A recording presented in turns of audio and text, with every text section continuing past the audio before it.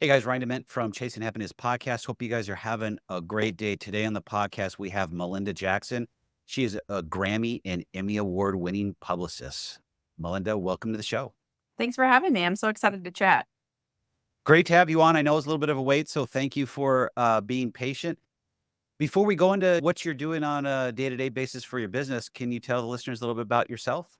Yeah, so I am based in Raleigh, North Carolina, and I've been in PR for about 15 years.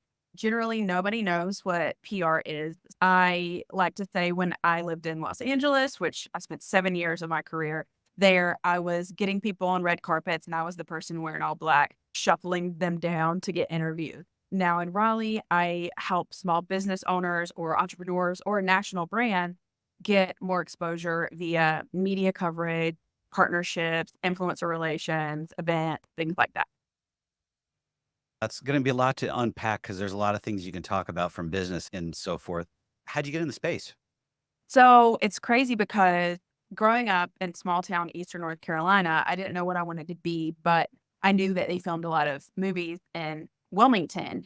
And at the time they were filming Dawson's Creek. And I was like, I want to work in film. I want to work in this.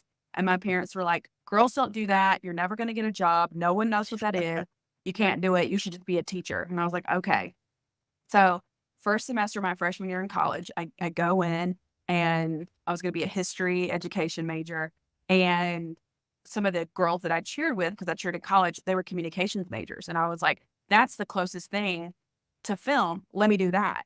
And through that, I figured out what PR was, mainly from TV and saying, oh, the publicist is the one that solves the issues.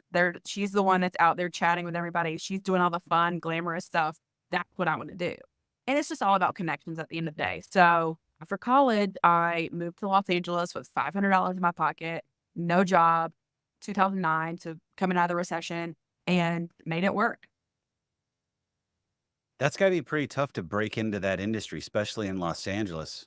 So, can we talk a little bit about that journey and what it looked like and how you did you hit the ground running where you literally just went out there and no job prospects at all, or did you have something you'd already called on some people? Tell us a little bit about how that went. Yeah, so I went on a planning trip, which I always suggest people do not just move somewhere sight unseen, but I went on a planning trip and I tried to do as many interviews as I could. But at that point, I'm competing against people from USC and UCLA whose dads probably work at Disney or Universal or whatever. And so they're honestly nepo babies. And so they're gonna get the jobs over some person from a school no one's ever heard of in North Carolina. So I went out there, I did some interviews. I only got offered unpaid internships. So that was the only thing that I had. So by the time I moved out there, I was still applying for jobs.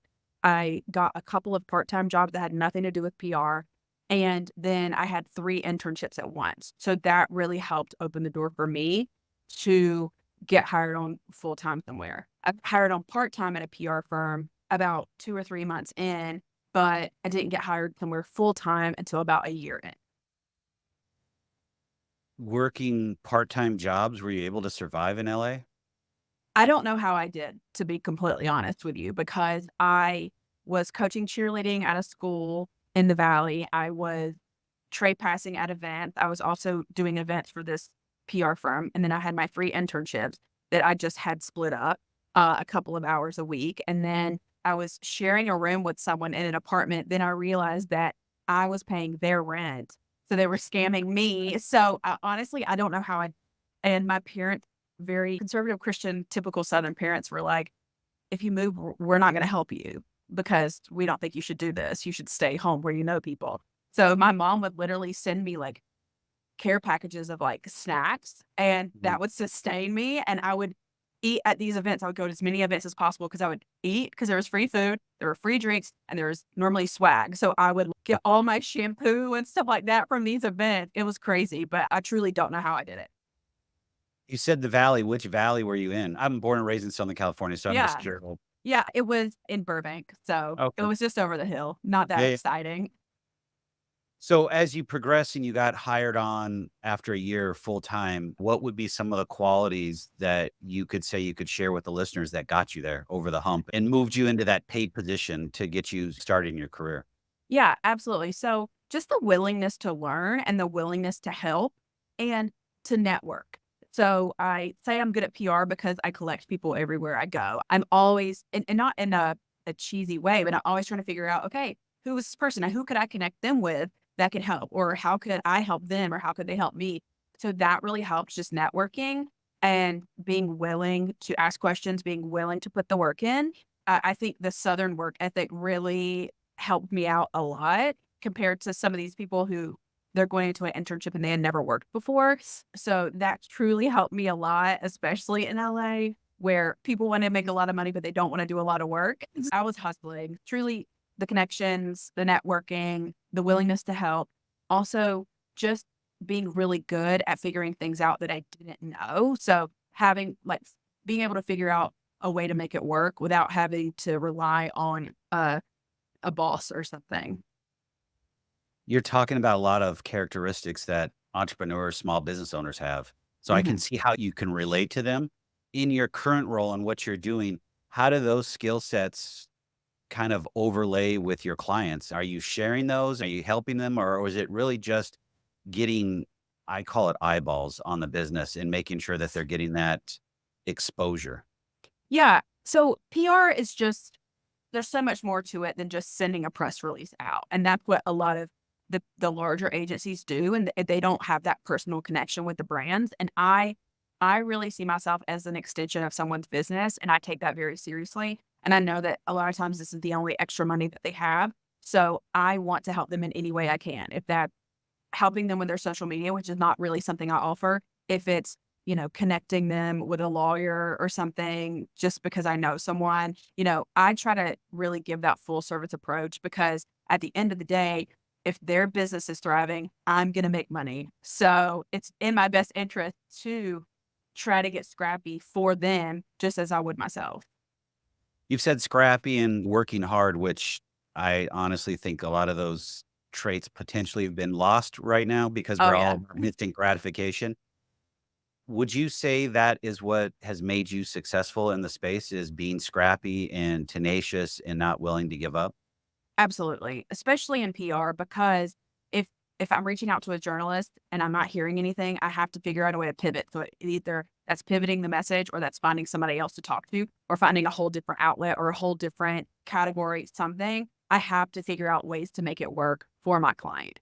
So that really helps me a lot. But yeah, I do find that it's something that people don't necessarily know how to do anymore or just don't feel like doing anymore.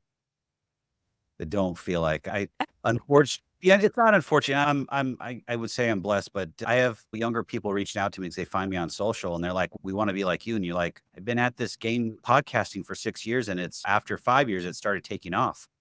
So if Mhm. you're willing to play the long game, it works, but, um, Exactly.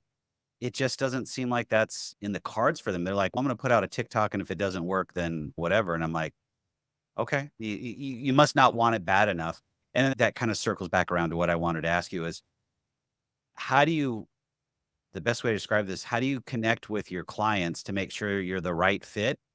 And then if you see some things that they potentially can do, is there a back and forth? Because I'm looking at partnership and so forth and how that plays out in your space. Yeah, for me, a lot of it is really intuitive at this point. I'm 15 years into PR. I can tell pretty quickly if I feel like what they have is something that I could market or that I could get an interview with or whatever. And sorry, there was another part of your question. I'm sorry. What was that? It's the connection in Yeah. the clients that you bring on and how that plays out with your relationship back and forth. Yeah, I try to always have a very open dialogue with the client. And if I see that they're doing something that's not going to help, I will straight up tell them, especially if it's something like, okay, you tell me that you want me to promote this thing and this is what I'm pitching to the media, but your social media does not have anything like that on it. And the journalists, they're going to see my email, they're going to click the social links, they're going to click the website. If everything isn't cohesive, it's going to be confusing and it's going to confuse whoever your customer is. So we have to get that cleaned up. So I will push on things like that. And then a lot of times it's a lot of hand holding and therapy for the client because they might be afraid to do an interview or they're too close to whatever they're doing. So they don't think that anybody's going to care. And I'm like, just trust me on this. Let's just go with it and watch. Just it's okay to be vulnerable sometimes. It's okay to share your story sometimes because it's you're gonna connect with people, and that's gonna grow your business. It's a lot of therapy. So, as a business owner, small business owner, entrepreneur, whatever you want to say, when would be the time that we'd want to reach out to somebody like yourself for your services? I always say that the best time to try to find somebody to help is after you've tried it a little bit and it's either just completely not working and you need somebody to help, or you've gotten a little bit of press yourself, but it's just not sustainable for you to do it yourself anymore and you want to grow it, you want to snowball it. That's when to pull somebody in.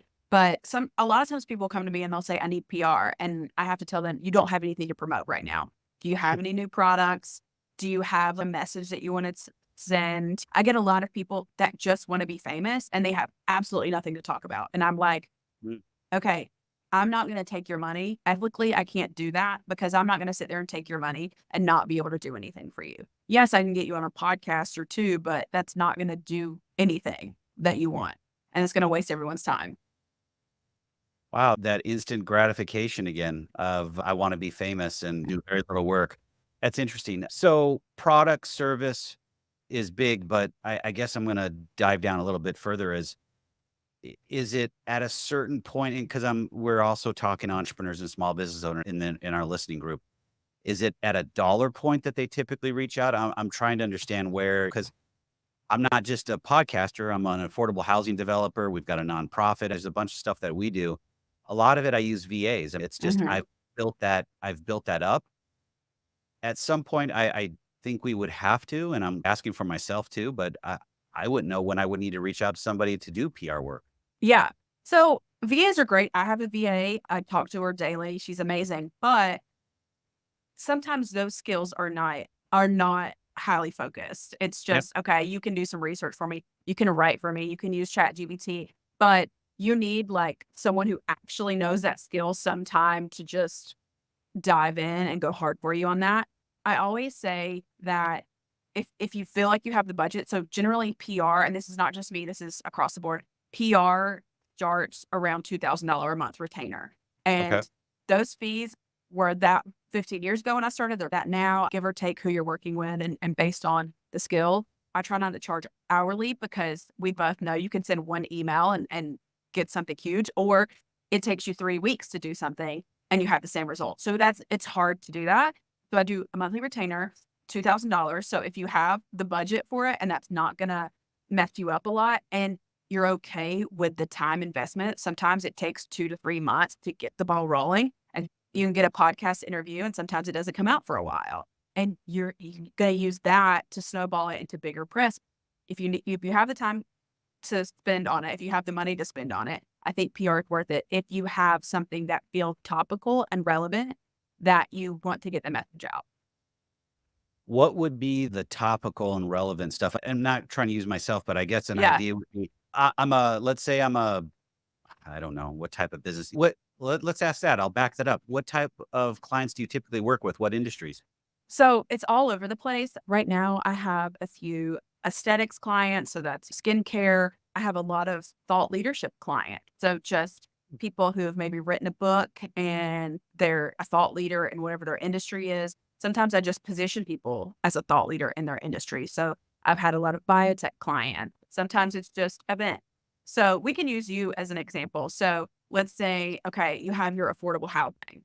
You could be pitched regularly to local media, national media as an expert on affordable housing and the market and the trends that you're seeing, the projects that you're personally working on, or where you think it needs to go.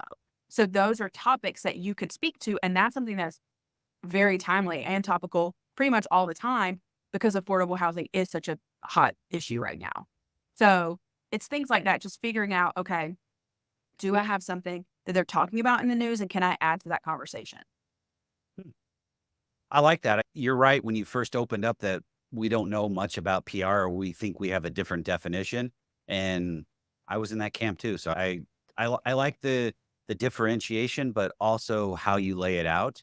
From that standpoint, what does it look like to work with somebody like yourself on a day-to-day basis?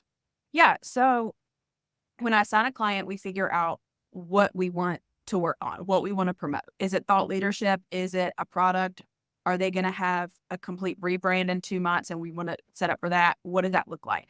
So we figure out literally what we're going to be doing, what the topics are, what they feel comfortable speaking to, and what their goals are. Some people just want to be on the New York Times. And I'm like, okay, that's not going to happen overnight. Which I'm not joking with you. 9 times out of 10, that's the top thing that everyone wants. And I'm like, you have nothing to promote. I can't get you on the New York Times. Like But New York Times for like books? What's just in anything, just anything. oh, Like, okay. just I use this as an example a lot. I had a client, the number one thing she wanted was Forbes. I got her in Forbes accidentally. We got the Google alert on Christmas Eve, and I sent it to her, and I was like, "Oh my god, it happened! It came in a Google alert. I don't know how it's happened. This is a Christmas miracle." And she would not post it on her LinkedIn because she felt like it looked like she was bragging. And at that moment, I said, "You don't need me anymore because I don't know." That was the goal, and we did it. And now you don't want to share it because you're afraid. When you could position that As piece I'm in a I'm honored, yeah, that I yeah, got I'm into honored that they Forbes. recognize the Yeah, hard work that we're doing. You don't have yeah. to be like, "Screw you guys, I got in Forbes, Merry Christmas." But yeah, Uh, so we figure out the goal, what they have to promote, the target media, and just what they feel comfortable with. Some people maybe want 1 or 2 interviews a month and they're fine with it, and that's okay. So we figure that out, and then we go from there. And as I start to pitch and as I get a feel for things, if something's not working, I'll say, "Okay, we need to pivot. So let's find some stuff on the back end." Or if there's something more topical that comes out as they do every single day, we pivot very quickly.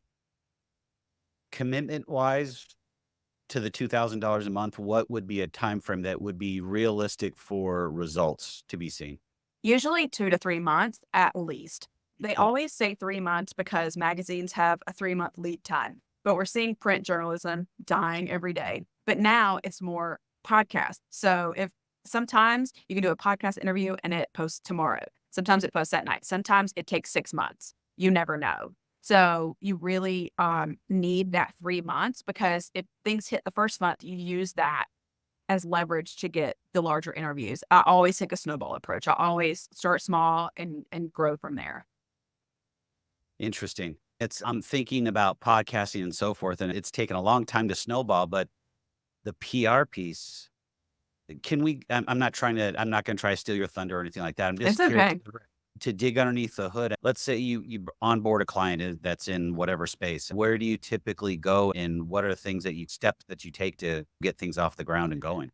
Yeah. So again, we just figure out what do you actually have going on and what is that going to look like? And then generally for a 2000 to 2500 a month retainer, that's going to be like 2 pitches a month because you want it to have breathing time. So we figure out the talking point, and the talking points, I always want them to be something that the client can say forwards and backwards in their sleep. Because if they get on an interview, they get flustered, they get scared, they black out. I need them to stay on topic. So we figure out those, and that's what we pick.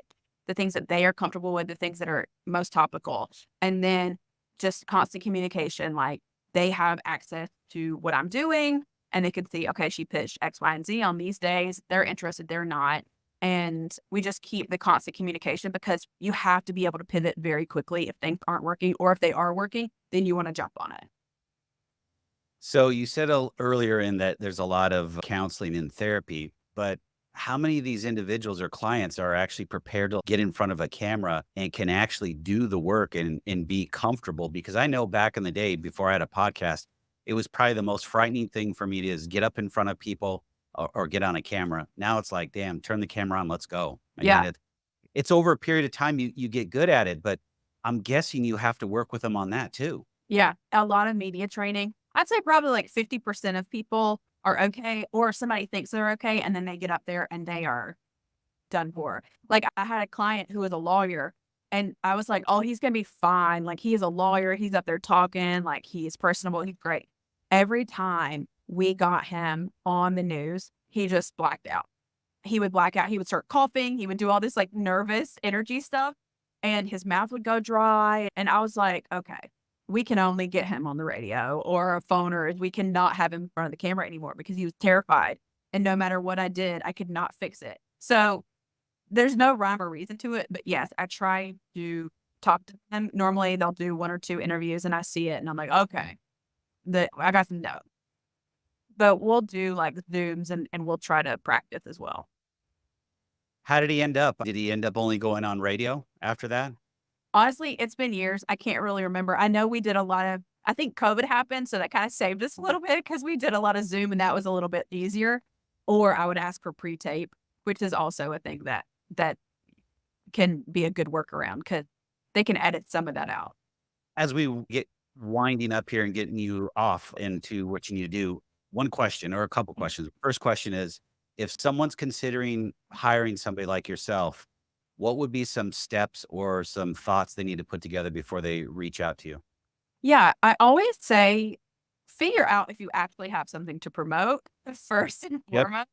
Figure that out. Figure out if you have a budget. Figure out if you actually have the time to do the interviews because that's something we run into a lot where I'll have booked 5 interviews in a week and the client's like, "I don't have time for this. We got to go back."